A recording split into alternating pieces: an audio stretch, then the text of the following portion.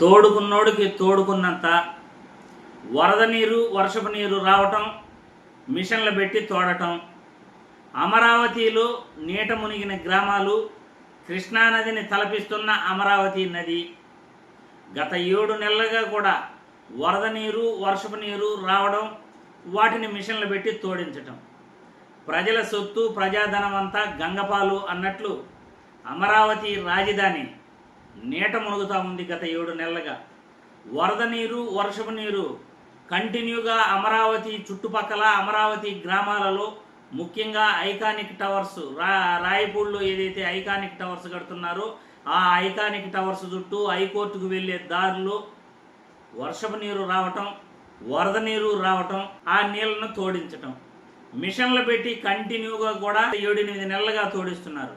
వరద నీరు వర్షపు నీరు ఎప్పుడు వస్తుందో కాంట్రాక్టర్కి పని అప్పగించటం, వరద నీరు తోడించటం, ప్రజాధనం అంతా కూడా గంగపాలు అవుతుంది. అంటే ఇదే సోషల్ మీడియాలో వైరల్ అవుతున్న న్యూస్ ఇది.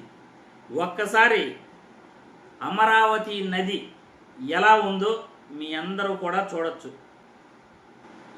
అమరావతి కోర్ క్యాపిటల్ వరద ముంపులో చిక్కుకుంది. హైకోర్టుకు వెళ్లే రోడ్డు మార్గం జలమయంగా మారింది.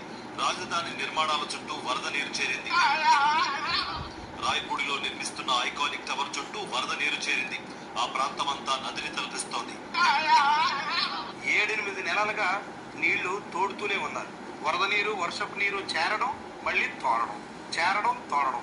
రాత్రంతా మూసుకోవడం తెలుసుకోవడం చేస్తుంటే ఇక పడుకోవడం ఎప్పుడు? వరద నీరు వర్షపు నీరు చేరడం, మళ్ళీ తోడడం, చేరడం, తోడడం. చూశారుగా ఎన్నెళ్ళు ఈ పరిస్థితి. అమరావతి రాజధాని అమరావతి రాజధాని అని అన్నారు. ఒక నాయకుడు ఏం చేస్తే ప్రజలు కూడా భజన చేయటమే. ఆ నాయకుడు ఏం చేసినా గొప్పే.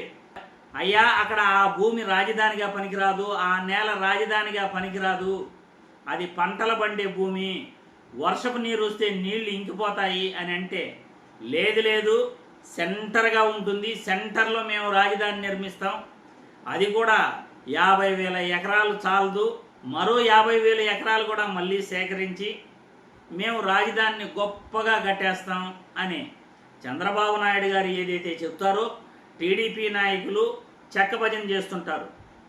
అరే ఇది ప్రజాధనం, ఎన్నెళ్ళు నీళ్లు తోడాలి, వర్షపు నీరు వరద నీరు వస్తూ ఉంది.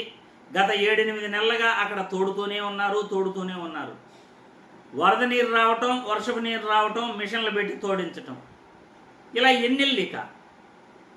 ఎన్నెళ్ళు చేస్తారు ఇంకా ఈ నీళ్లు తోడించే కార్యక్రమం? పోనీ వర్షాన్ని ఏదైనా గొడుగు కానీ గోడ కానీ కట్టి ఆపగలరా?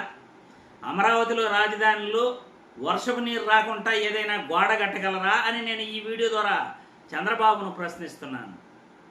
ఎన్నెళ్ళు ఇంకా నీళ్లు తోడిస్తారు? ఎన్ని నెలలు వర్షపు నీటిని ఇలా మిషన్లు పెట్టి తోడుతూ ఉంటారు? ప్రజాధనం అంతా గంగపాలు అవుతుందంటే ఇదే కదా. అమరావతి రాజధాని పేరు చెప్పి రాష్ట్ర ప్రజల సొమ్ము, రాష్ట్ర ప్రజల కోసం అమరావతి రాజధాని కోసం అప్పులు తెచ్చిన సొమ్ము మొత్తం కూడా అక్కడ గంగపాలు చేస్తున్నారు.